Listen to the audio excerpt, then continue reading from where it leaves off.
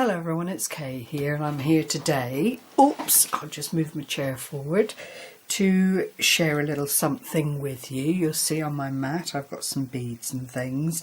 I was asked by one of my subscribers if either Marina or myself could do a tutorial on how to make the beaded bookmarks. So what I've done is got things together in the hope that I can show you effectively, I can come in a bit further, how to put them together. Now if you've forgotten what they are or don't remember seeing them in a previous video, or indeed if you're a new subscriber and haven't seen them, then these are what the beaded bookmarks are like. They have this lovely little kettle on the end with either a pearl or a little bit of diamante or something like that going on. Excuse my phone. And then they're strung like so all the way along to the other end where there's more diamante in keeping.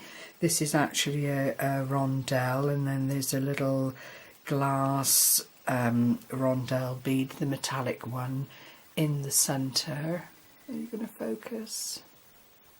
Perhaps a little bit too close, but anyway, that's how they work. And they're all held together with a little ball end head pin, a wire guard, and I use split crimp beads for ease. But I've made these, which I will then go on to put on to my bead shop, which I haven't put anything on for a long time. So if you're new to that, do pop over and have a look, or if you're just interested in having one of these little bookmarks in your life. They're going to be £5 each, plus postage and packaging. I've got 5 here, I think. Yeah, 5 plus the one I'm doing now. I am not taking orders on colours because I don't really want to get into that.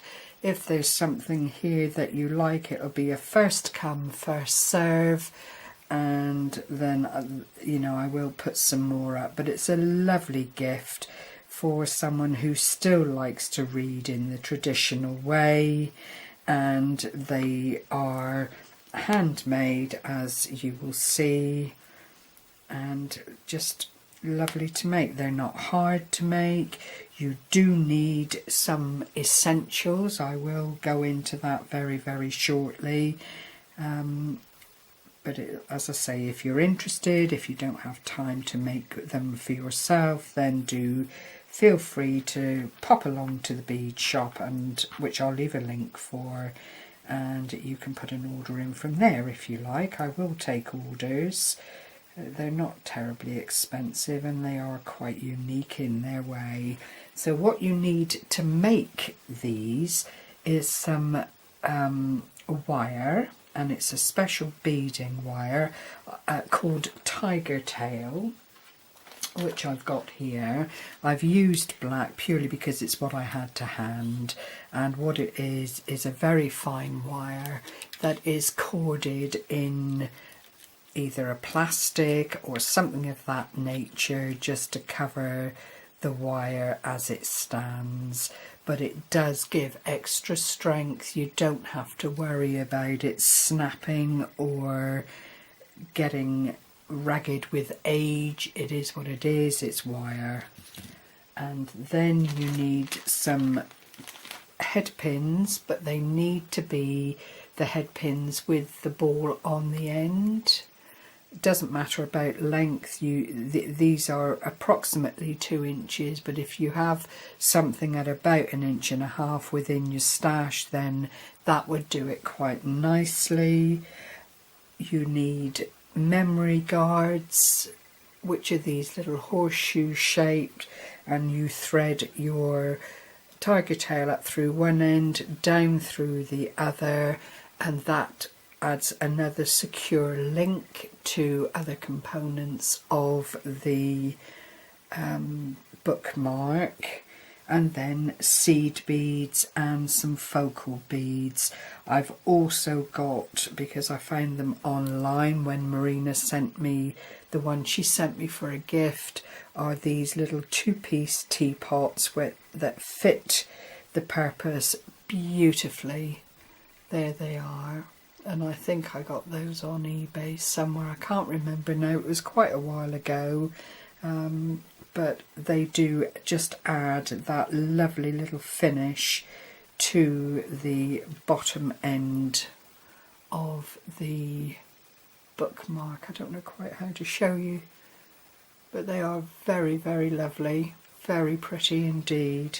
So what I've done for ease and to save time is threaded onto my tiger tail these seed beads. They're not the best quality seed beads, but they're seed beads nonetheless, and they're all glass. And then two little pink rondelles here. It's a very, very light pink with a seed bead in between it, and it is roughly, and I say roughly because again it's something that you can alter or not as you choose, it is roughly 40 beads, and these are size 11. You need the 11, anything smaller and you can't thread your wire through a second time. Yeah, size 11, and there are approximately 40 beads, and then your little accent in the centre, and you continue like that until you've got 3 separate accents on your string, and that is the base of your beadwork. If I show you the accent here, it can be anything you like really. These are green, the little kettle bit is green, and then there's a peridot crystal either side of that. This is the pearl one, and I've just married up the colour again and put the little glass bead here and a tiny little pearl.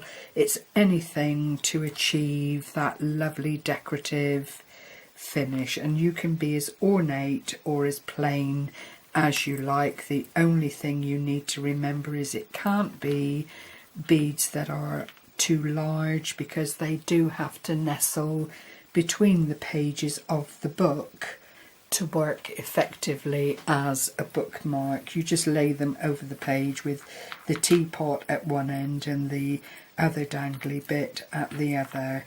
So what you do, having stringed your seed beads and accent beads, is to make the ends. So I'll make the teapot end first, and there is the ball head pin, and to that I will then add 1 of the seed beads like so, then the base of the seed bead of the kettle, and you need to remember that you want the bead to be underneath because you're building up from the base, otherwise your teapot stand will be completely facing the wrong way.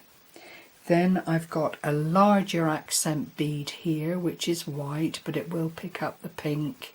It's one of these AB faceted with the glass finish, and it just picks up the shadows all around about of colours. So there's a little bit of pink in there as well.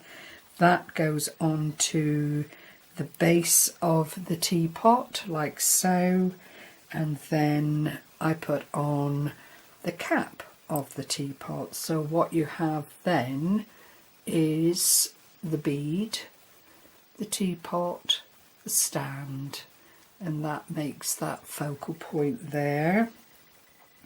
I'm then going to add another seed bead and one of the little pink focal beads and another seed bead. Whoops. So the whole piece ends up looking like that. If I separate them out on the pin, you've got the seed bead the base of the kettle, the focal bead of the kettle, the top of the kettle which nestles, and then a seed bead either side of the little pink bead. And when it's put together like that, that is how it's going to look when it's actually added to the string of beads. We then have to, using round nose flat pliers, wire wrap the pin to make sure that it is absolutely safe. So you twist your pliers, put them on to the wire there, and fold. Take your pliers out and hold at the top. And if you take your flat nose pliers and then wrap these around the base of the head pin above the beads. I don't know that I'm getting this as close as I need to, but hopefully you can see the action involved. You are literally wrapping that piece of wire around the stem, so you end up with the wrap showing like that, and there is no way that that will then come undone by mishap or let you down. And it needs to be sturdy, it needs to be strong. I'm going to trim off the excess, and then using my flat nose pliers, just make sure that that cut end is snugly wrapped into the rest of the wrap so that it doesn't catch on anything or stick into fingers or anything of that nature, because it is wire, it will pierce skin if you don't tidy up those pieces. And what you end up with then is that scenario. You've got your wire wrap under the loop, and then the seed beads, the little focal bead and the accent bead, and that makes the dangle. We then go back to the wired end. Now we're going to get shadows, so I do apologise. And you pick up your wire guard, the little horseshoe shaped piece, and you thread up through one side, down through the other side of the horseshoe.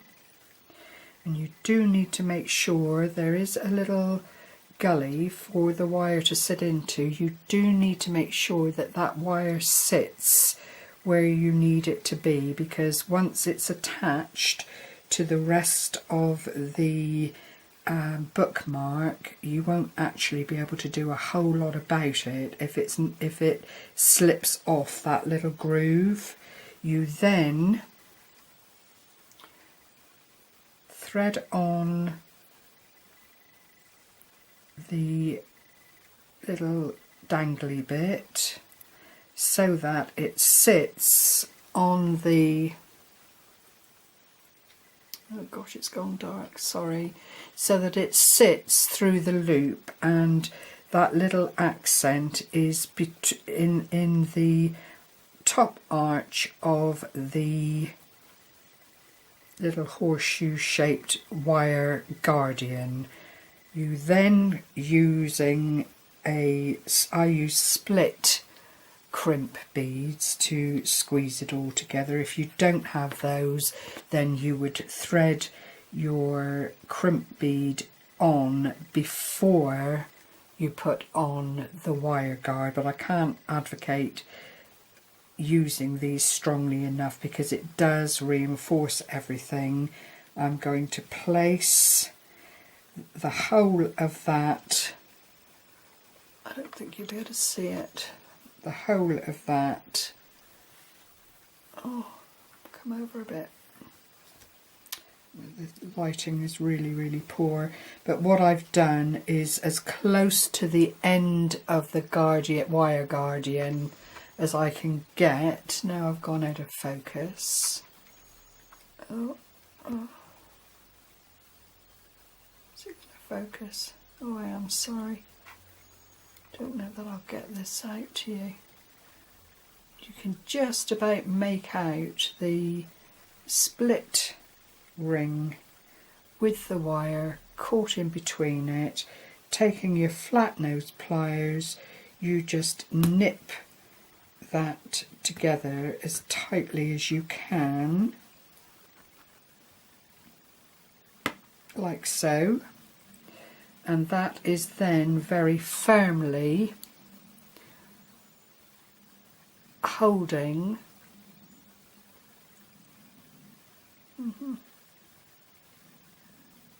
the teapot where you need it to be. I am sorry, it's not really geared up for this kind of close work, but you can just about make it out there. The wire guardian, the larger silver bit is the crimp bead, and then you've got the kettle below that.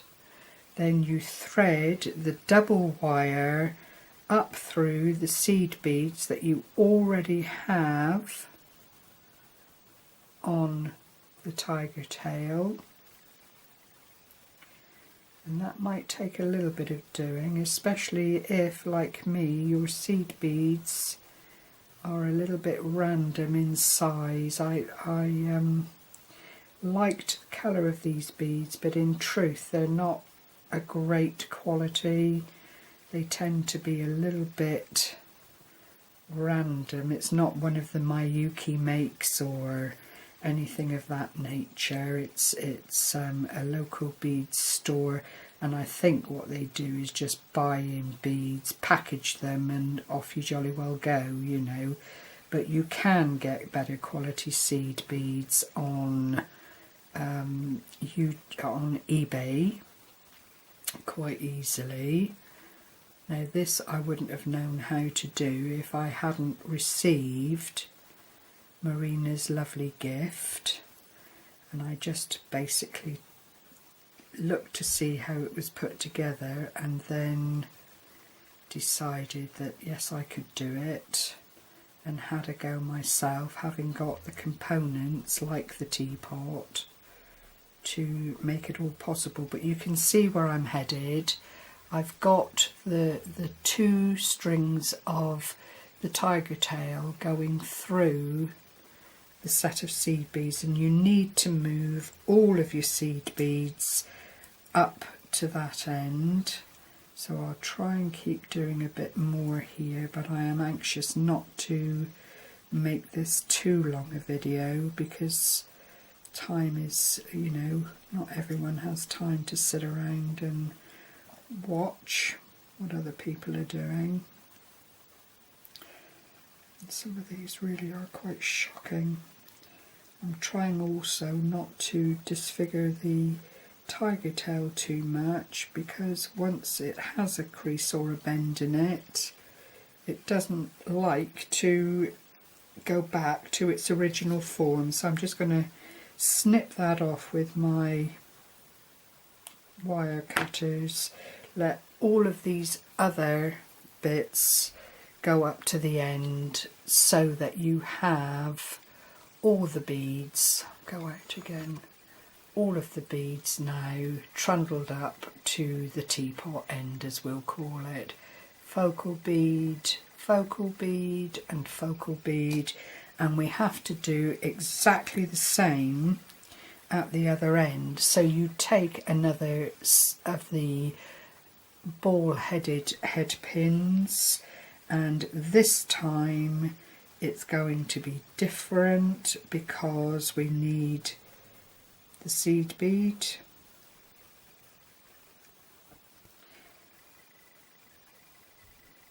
Then one of the little metallic rondelles with all the beautiful glitter around it. Well, it's not glitter, it's glass.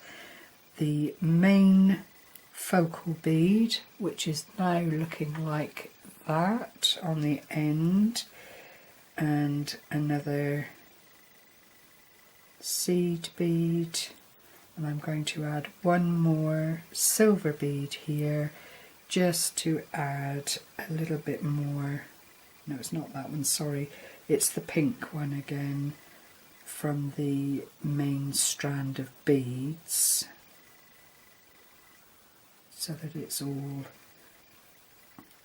coordinated. And one more seed bead when I can get the little one in, and that is then the component that goes opposite the teapot area.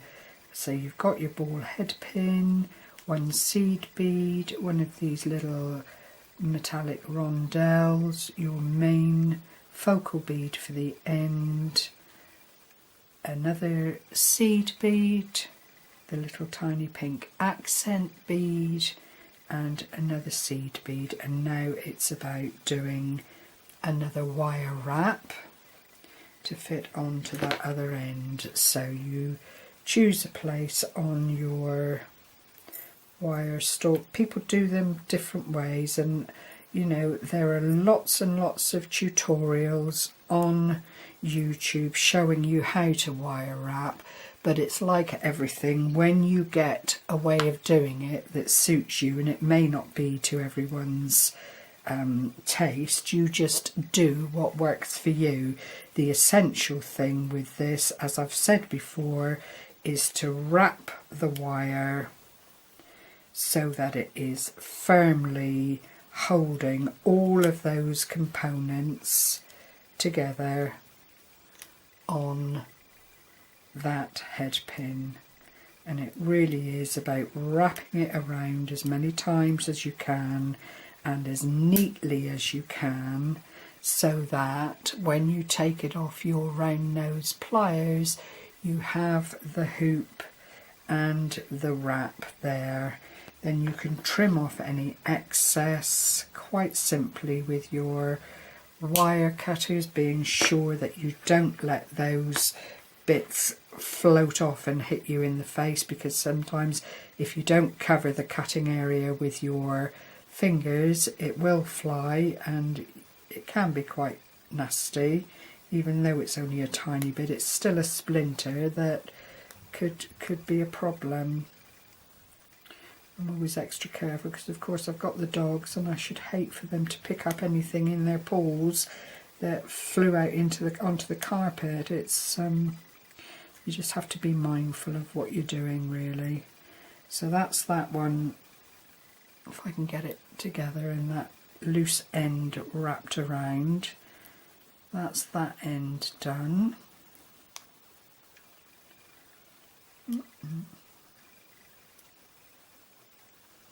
I will go back and finish that properly, but I've got it, I think. Yeah, that'll do.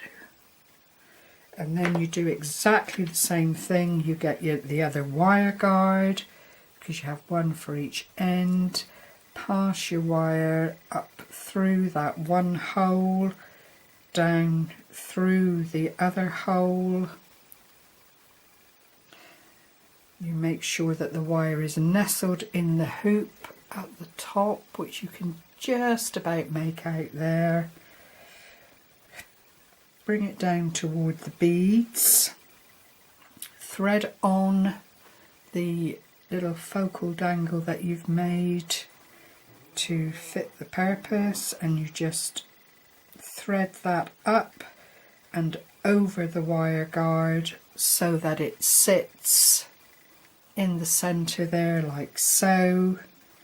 And then we need to thread some of the excess wire down through the beads. It is time consuming, but it is worth it. And you have to bear in mind at this point, whilst you're threading this wire through, and it is just a double indemnity situation. If you've got the double wire going through the seed beads, it's just a little bit of extra strength to keep it all together. but you also have to leave room for your crimp bead, and that's the bead that sandwiches all of this together to stop it running away from you. So you probably need at this point to leave about 1/8 of an inch or so that you can fit that split bead or split crimp. If I show you in the palm of my hand, where did it go? It's fallen on the mat. Here we are. I don't know if you'll make out the shade in the shape, but you see it is a crimp bead, but it's got that little cut in it which allows you to slide it over the wire, and I just put that on the bead mat, thread the wires into the little cup